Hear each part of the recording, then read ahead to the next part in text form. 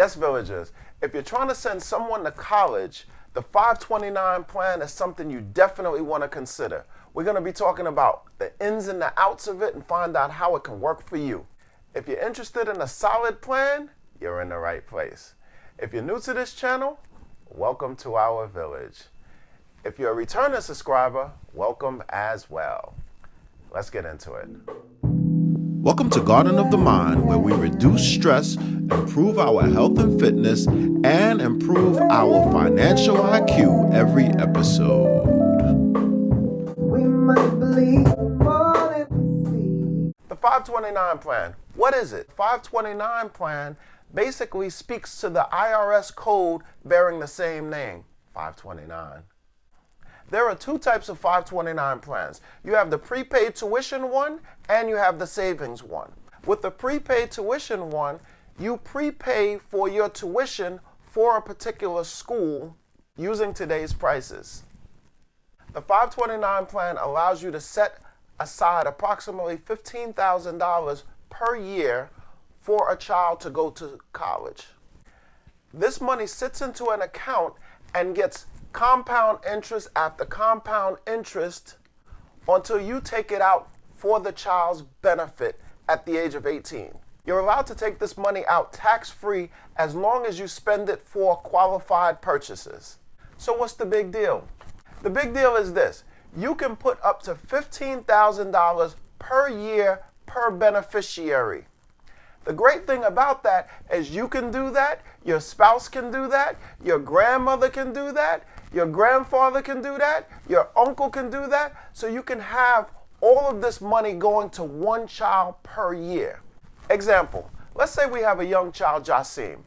I put in $15,000 for Jasim.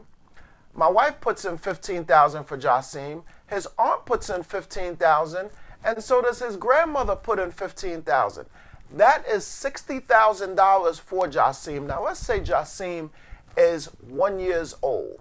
That money sits into an account until he's 18 years old, meaning it sits in for 17 years. So $60,000 hit with compound interest after compound interest after compound interest. By the time he's 18 years old, that can work out to a nice hefty sum, maybe about a few $100,000.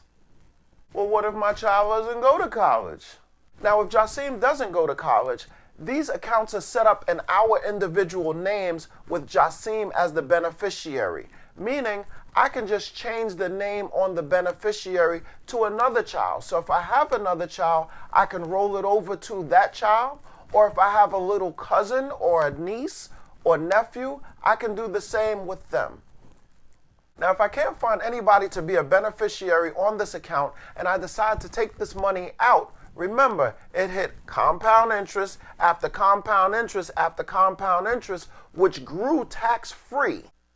So the government is going to want their cut. They're going to charge me a 10% withdrawal fee for not using the money for qualified purchases.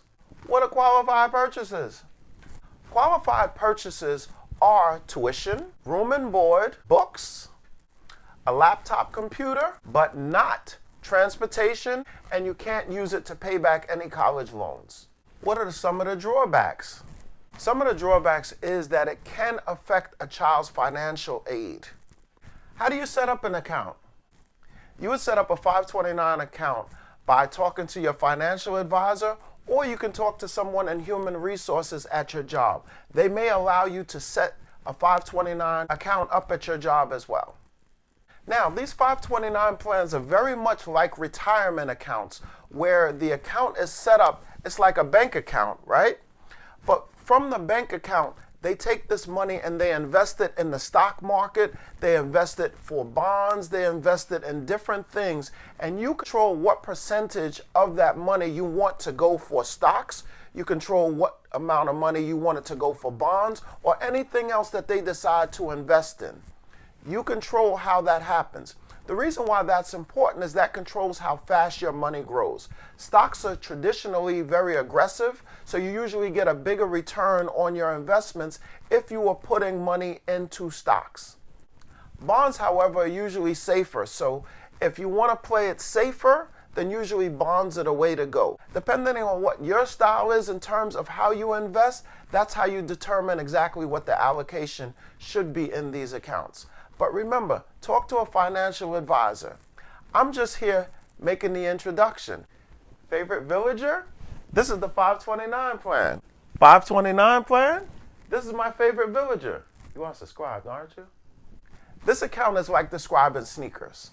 So if I was to sit and describe sneakers to you, I can say, oh, they're canvas or they're leather. And you might say, well, these aren't leather. Each individual account has different stipulations. Some of them, being that they're state sponsored, some states have certain exclusions, they have certain restrictions, but you can go to other states, you can transfer them to other states you cannot. You have to check the requirement in your particular state.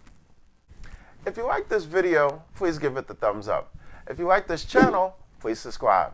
If you want to know exactly when I post, which is Monday, Wednesday, and Friday, but the exact time, please click on that notification bell. And remember, thoughts are actions, words have power, and actions have consequences. We will see you for Fit Fridays, where we will be talking about how to make a breakfast sandwich that you can just run out the door and take to work. See you then.